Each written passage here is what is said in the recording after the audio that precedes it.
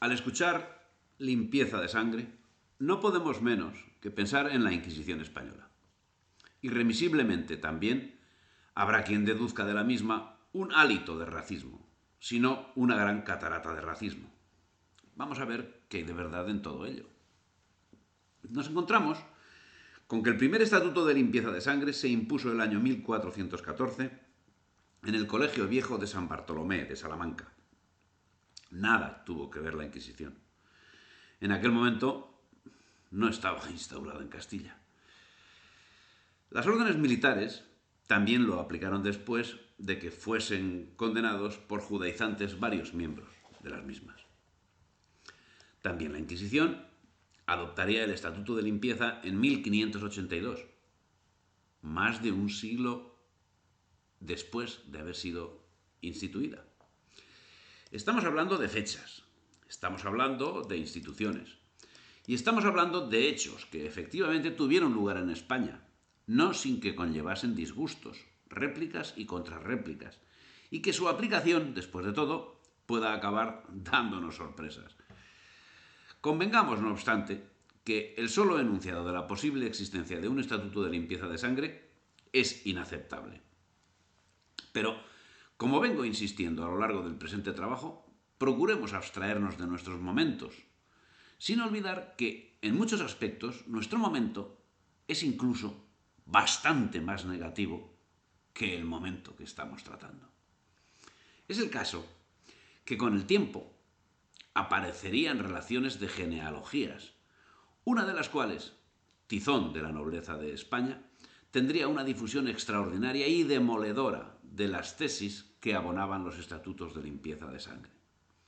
El Tizón era un memorándum dirigido a Felipe II, donde se ponía en tela de juicio la limpieza de sangre de la nobleza española y se intentaba demostrar que todas las grandes familias españolas estaban infectadas de sangre judía más o menos cercana.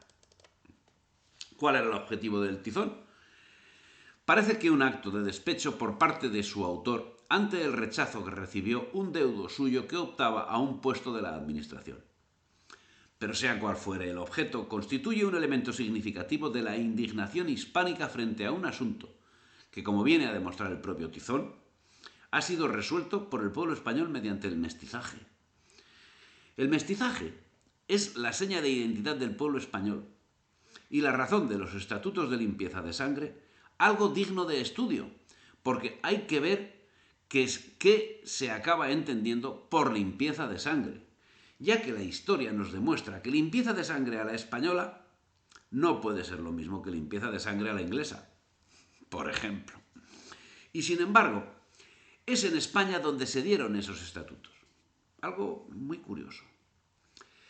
El Tizón de la nobleza, de Francisco de Mendoza y Bobadilla, cardenal, es demoledor.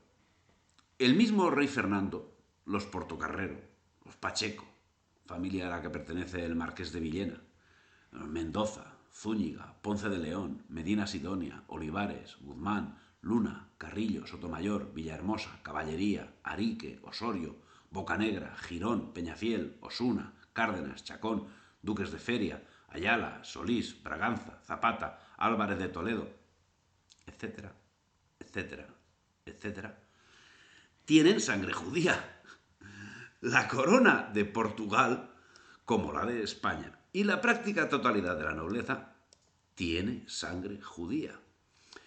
Además, saca a relucir todas las bastardías, con lo que la nobleza queda al pie de los caballos de quienes tenían la gallardía de limpieza de sangre, que en general era el pueblo llano, y más concretamente el apegado a la tierra. ¿De dónde salieron esos estatutos de limpieza? Porque, como el Tizón señala, toda la nobleza española estaba infectada de sangre impura, empezando por el propio monarca. Y sin embargo, existieron y se aplicaron contra la voluntad de la corona, que tomaba medidas tendentes a eliminarlos. Y sin embargo, no fueron desechados completamente hasta el siglo XVIII, y a lo que parece quedaron reminiscencias hasta bien entrado el siglo XIX, tras haber desaparecido la Inquisición, a la que por supuesto se le achaca la existencia de estos estatutos. Se le achaca, repito. Debemos señalar que tampoco, en este caso, tienen razón los acusadores. Y es que, por otra parte, también había quien, incidiendo en la cruda realidad, señalaba que ningún español podía gozar de limpieza de sangre. Como ya hemos señalado, fue el Colegio Viejo de San Bartolomé de Salamanca el que, 64 años antes de que fuese instaurada la Inquisición en Castilla, por su cuenta y riesgo, instauró tan esperpéntico estatuto. Luego vinieron otros. El Colegio de Santa Cruz de Valladolid y el de Sigüenza pusieron estatuto en 1488 y en 1497 respectivamente, y luego le siguieron otros. No precisamente todos. Así, vemos como el estatuto va haciendo acto de presencia aquí y allá, en unos sitios sí y en otros no, en unos momentos sí y en otros no. Con relación a las órdenes militares, existen datos precisos sobre la de Alcántara, cuyo estatuto fue impuesto por bula del Sixto IV en 1483, en tanto la Orden de Santiago lo estableció en 1527. Para contraer el enlace, los caballeros debían someter a sus prometidas a las correspondientes pruebas de limpieza. El estatuto del Cabildo Catedral de Toledo es el que ha alcanzado mayor fama, incluso fuera de España, hasta el punto de que el tema fue debatido en Francia y en Italia. Al ser designado arzobispo de Toledo, Juan Martínez de Siliceo, tutor del príncipe Felipe desde 1534 a 1544, lo implantó en el 47, provocando una enorme conmoción por ser Toledo un tradicional feudo converso. Juan Martínez Siliceo alcanzaría gran notoriedad histórica como consecuencia de su actuación nada menos que como cardenal primado, lo que da mayor gravedad al hecho. Siliceo dio como una de las razones que lo movieron a implantar el estatuto la enorme proporción de clérigos de raza judía que encontró en todo el arzobispado, hasta el extremo de que aseguraba que en una localidad con 14 sacerdotes solo uno era cristiano viejo. Y todo en unos momentos en el que el problema de los marranos estaba controlado. ¿Qué movía a Siliceo? La instauración del Estatuto de Limpieza en el Arzobispado de Toledo, sabiendo la repercusión que tenía ese acto llevado a cabo por el cardenal primado. La respuesta debe buscarse entre los intereses de los populistas, de quienes quieren ganarse la simpatía del pueblo haciendo malabarismos que satisfagan las aspiraciones de lo que en aquellos momentos se llamaba populacho. Y es que justamente ese populacho era el que, quizás de forma incierta, podía beneficiarse de los estatutos de limpieza de sangre, porque supuestamente los judíos solo tenían relaciones familiares con las clases medias altas, con lo cual las clases bajas podían presentar ante aquella un patrimonio de mayor valor que el económico, la sangre limpia de injerencias judías. Ante esa realidad, y dada la conciencia social imperante, los villanos eran poseedores de una nobleza superior a la nobleza de los poderosos, y los villanos seguirían a quienes supiesen utilizar hábilmente los estatutos de limpieza de sangre. Corría así, como la pólvora, la instauración de los estatutos, que no obedecía a instrucciones provenientes de ningún estamento político ni religioso. Estatutos que enervan los ánimos de quien sigue su crecimiento, pero que no debe obcecar, porque frente a ese esperpento llevado a cabo por personajes y por entidades que provocan un estado de alarma, el analista debe abstraerse y ver la totalidad que le permitía, sin negar la importancia del hecho, observar qué sucedía en la sociedad y la verdadera significación de cada uno de esos estatutos. Lo primero que nos preguntamos es, ¿cómo es posible que la monarquía hispánica, siendo contraria a los estatutos de limpieza de sangre, permitiese que los mismos se instalasen en ninguna parte? Personalmente estimo que permitieron la existencia de esos estatutos de limpieza de sangre para evitar disturbios. Y es que la población rural, que a lo largo de los siglos ha sido la peor tratada, había encontrado en la Inquisición una institución que la respetaba, correspondía con el mismo respeto y exigía algo más. La Inquisición prácticamente no actuaba en el mundo rural, porque en el mundo rural, salvo en el asunto de los moriscos, que estaban perfectamente identificados y localizados, no había problema de herejía. Los herejes estaban, en la práctica, circunscritos al mundo urbano y dedicados a labores que nada tenían que ver con la vida rural. Esa realidad dejaba sembrado el terreno para la instauración de los estatutos de limpieza de sangre. Debemos tener en cuenta que en 1482, sobre un total de 9 millones de habitantes en las coronas de Castilla y Aragón, medio millón era clase media y aristocrática. Y de este medio millón, la mayoría estaba compuesta por conversos y por judíos. De hecho, hay pocos documentos que hablen de granjeros o campesinos judíos. Incluso en las listas de los autos de fe de la Inquisición, el labrador brilla por su ausencia. Y el financiero está presente de manera continuada. El ejemplo de Badajoz. Los 231 conversos castigados por la Inquisición entre 1493 y 1599 procedían de las clases profesionales y comerciales. Y lo mismo sucedía en Zaragoza y otras principales ciudades de España. En 1449, en una petición al obispo de Cuenca, se declaraba que todas las familias más nobles de España eran ahora de sangre judía. En Aragón, casi toda casa noble tenía sangre judía. En Castilla estaban contaminadas las filas del alto clero. En el reinado de Isabel la Católica, al menos 4 obispos prominentes eran conversos, así como el cardenal Juan de Torquemada. Juan Pacheco, marqués de Villena, era descendiente de conversos y su tío era arzobispo de Toledo. Por ello, cuando el cardenal Francisco de Mendoza y Bobadilla, obispo de Burgos, tuvo noticia cómo rechazaban conceder el hábito de la Orden de Alcántara a un sobrino suyo, porque éste no pudo probar su limpieza de sangre, no tuvo otra ocurrencia que componer una obra en la que relataba la ascendencia de la totalidad de la nobleza española, empezando por el propio rey, dejando al descubierto la realidad más común a la nobleza que al pueblo llano, y que consistía en que todos tenían ascendencia judía. Este hecho puede tener varias lecturas, pero por respeto a la historia de España y de la humanidad, vamos a atenernos a la más lógica. Parece que los estatutos de limpieza de sangre no pasan de ser sino un arma política en manos de una clase determinada. ¿Qué clase? ¿La labradora? Los intereses que movían los estatutos de limpieza evidentemente favorecían a la clase socialmente más baja. Pero tampoco vamos a entender que la gente común se preocupase de esos asuntos.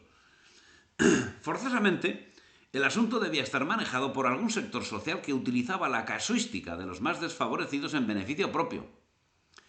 Como hoy mismo sucede con grupos sociales que se apropian de los intereses populares reales para revertirlos en beneficio propio, presentándose como adalides de la justicia y de la libertad, lo que llamaríamos presión social.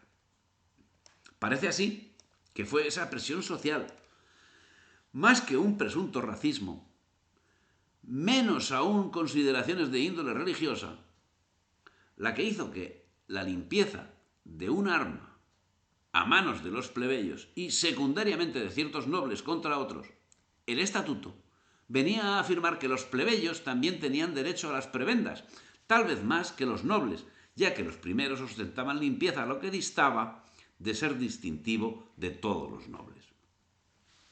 Presión social que, como en otros momentos de la historia, fue sin duda manejada en beneficio de una minoría, al tiempo que era presentada como una ventaja social que, traducida en los aspectos más ordinarios y menos rentables, daba lustre, y nada más, a las gentes sencillas, que con el estatuto de limpieza de sangre veían confirmado lo que de por sí, a través de los siglos y como consecuencia de los diversos fueros a que fueron acreedores, habían visto confirmado: su no sumisión a señoríos, su afirmación como personas libres. Por otra parte, la carta acordada de 26 de febrero de 1607 recuerda que las informaciones de limpieza son materias reservadas al secreto. En otras palabras, el conocimiento sobre la genealogía de las personas no podía ser divulgado. Aún más, sería un error afirmar que los estatutos triunfaron en toda España. Que los estatutos triunfaron en España. Las instituciones con estatutos de limpieza fueron limitadas. La Inquisición, los 6 colegios mayores de Castilla, las órdenes militares, algunas universidades, algunas órdenes religiosas, algunas catedrales. Varias instituciones se negaron rotundamente a este tipo de discriminación. Por otra parte, no siempre, ni mucho menos, se cumplían los estatutos allí donde existían.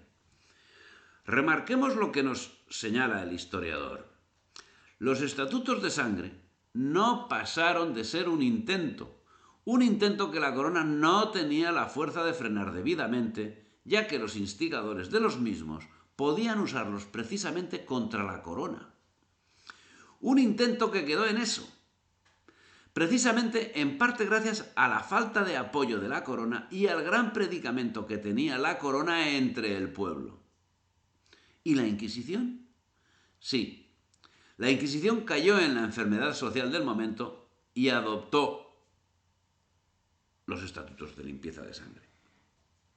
Pero resulta que los estatutos de limpieza de sangre, que nunca gozaron de buena prensa, fueron puestos en entredicho y desatendidos, y su existencia puesta en grave cuestión 8 años después de ser instaurados por la Inquisición. En 1580, recordemos que se encontraban en vigor desde 1414. No obstante, pervivió su existencia legal hasta 1624, siendo ratificada su eliminación por la Suprema en 1626. Si bien en 1628 da marcha atrás y subsiste hasta la supresión de la Inquisición en 1834, perviviendo en algunas instituciones hasta 1865. Así la Inquisición, con vaivenes, tuvo aplicado el Estatuto de Limpieza de Sangre 254 años. Desde que la institución contaba 102 años de edad hasta 1834, siendo que los estatutos de limpieza precedieron a la Inquisición en 64 años y la sobrevivieron en 31. La cuestión, en cualquier caso, levantaba ampollas, porque donde se encontraba instaurado el estatuto significaba que alguien tenía alguna cortapisa.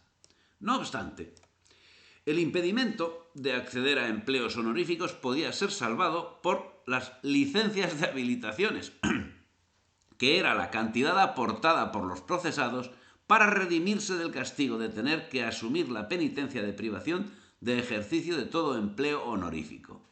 Era cuestión de dinero. Al fin el asunto se resumía eso, en una multa, en ingresos contantes y sonantes de lo que la Inquisición tenía tanta falta. La instauración de los estatutos estuvo determinada por la libre actuación de quien detentaba el poder en la institución. Así, en el Cabildo Catedralicio sevillano fue letra muerta. Como señala la judía Pique, uno de los mejores ejemplos de la ineficacia del estatuto, incluso desde el principio, fue el caso de Juan Rodríguez de Baeza, maestro de coro de la catedral, que fue nombrado para una canonjía por el arzobispo Deza en 1517. Un grupo de capitulares se negó a aprobar su nombramiento, ya que, como era bien sabido, tanto sus padres como sus abuelos habían sido penitenciados por la Inquisición como judaizantes. A pesar de esta oposición, Rodríguez de Baeza obtuvo su canonjía, pero gracias a la intervención del arzobispo Deza. logró mantenerse en el cargo hasta su muerte en 1556, a pesar de varios intentos de arrebatárselo. Y es que los estatutos de limpieza pretendían proteger los privilegios de un sector de la sociedad.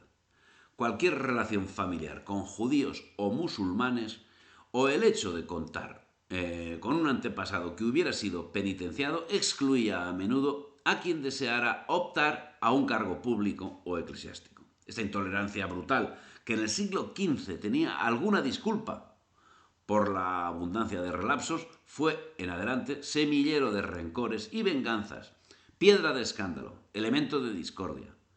Solo el progreso de los tiempos pudo borrar la aplicación del estatuto en toda España.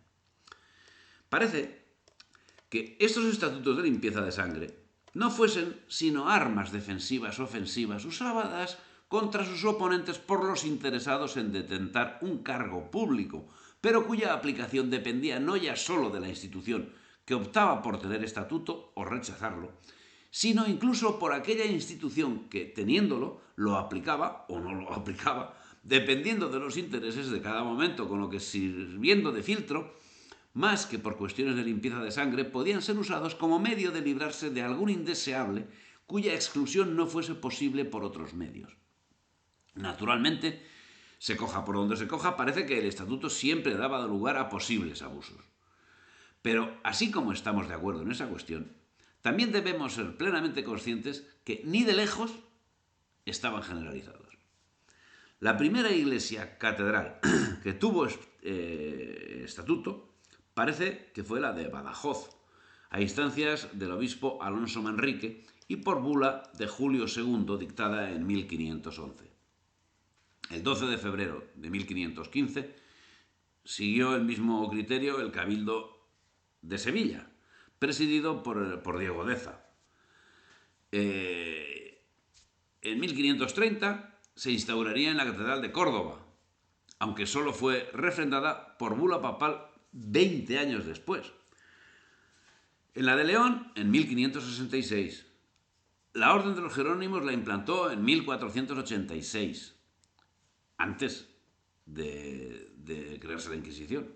Los dominicos en 1489, con una implantación discontinua y con importantes alternancias. Los franciscanos en 1525, pero no la llevaron a efecto. La Compañía de Jesús, que contaba con un importante número de conversos, lo implantó en 1593. Nos podemos imaginar que, siendo que en concreto la Compañía de Jesús estaba repleto de conversos, pues la aplicación sería ridícula, como en los demás sitios. También se implantó en varios gremios. Sin embargo, otros estamentos y catedrales, como la de Granada, fueron renuentes a la instauración de estos estatutos. Observamos la certificación de lo señalado más arriba. Se trataba de un asunto candente que hacía trabajar a las distintas instituciones, pero era cada una de ellas la que debía determinar si implantaría el estatuto. Con variopinto resultado. Resulta altamente curioso el dato señalado de que la Compañía de Jesús, de los dominicos y de los franciscanos, pero todo hace indicar que esa actuación no sea la excepción, sino la norma. Y es que los estatutos de limpieza no fueron ni de lejos la norma.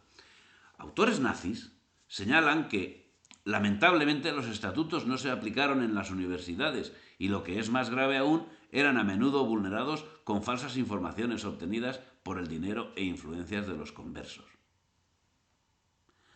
Bueno, eso lo dice Federico Ribanera Carles.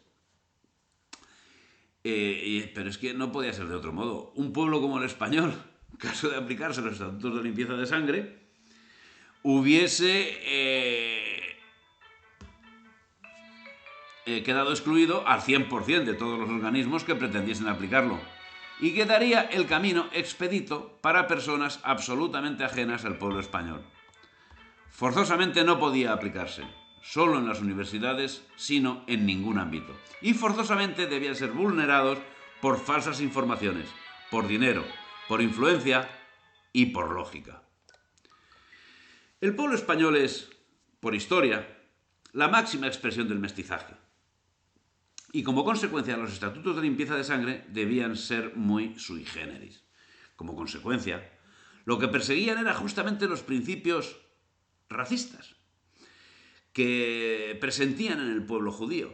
Pero también la endogamia del pueblo judío se vio minada por la voluntad de imbricarse en el seno de las familias cristianas, al objeto de eludir los estatutos de limpieza de sangre. Ello conllevó que el pueblo judío finalmente llegase a integrarse en la sociedad que le había dado cobijo durante siglos. ¿Cómo llegaron a hacerlo? Mediante el poderío económico que aportaban a la familia de cristianos viejos. Sin embargo, de aquí también surgiría el problema, porque algunos continuarían judaizando. El asunto, así, no era una cuestión racial, sino filosófica o política, y detectable, eso sí, en personas que forzosamente tenían ascendencia judía, pero ni de largo en todos ellos. En todo ese embrollo político, y con intención de solventarlo, parece que aparecieron los estatutos de limpieza, que a pesar de todo, como venimos señalando, no se aplicaron de forma generalizada y su aplicación o su no aplicación fuera de la península viene a corroborar que en cualquier caso, contra lo que pueda llegar a pensarse, nunca fue un hecho racista. Así, el ser descendiente de los antiguos canarios no fue obstáculo para acceder a algún cargo u oficio en el tribunal. De hecho, tampoco lo era para ocupar un cargo en el cabildo catedral. Afirmamos esto al comprobar que de 8 dignidades, 3, es decir, el 37,5%, eran de origen isleño, 2 mezclados, como fruto de la unión de indígenas con castellanos y genoveses, y 1 hijo de padres guanches. De este último, el doctor Hernando Díaz de Vera, arcediano de Tenerife, se pidió información de limpieza, y por ella sabemos que los descendientes de indígenas o tales no fueron exceptuados de ocupar cargos en el tribunal. Remarquemos el hecho. Se pide información de limpieza de sangre sobre una persona que sabemos de antemano que es de raza guanche. Se emite el informe y el informado pasa el trámite de limpieza. Del mismo dice el informe de la Inquisición. Hombre honesto y virtuoso. Ayuda con su doctrina predicando. Es de edad de 36 años. Calificador del Santo Oficio, natural de la isla de Tenerife, y sus padres naturales de la tierra, guanches, que así se llaman, de los naturales gentiles. No hubo, por lo tanto, ningún impedimento de los del tipo del binomio raza-religión para nombrarlo oficial. Al contrario, aun a sabiendas de su procedencia gentil por ambas ramas, se le consideró descendiente de cristianos viejos. Los canarios fueron gentiles incontaminados, sin ritos, ceremonias, sacrificios ni adoraciones de dioses ficticios, ni trato ni conversión con demonios, como en otros lugares. Y como la tierra limpia, así estos naturales, como estaban sin ley, los cristianizaron y los dispusieron en el obrar. Nada más.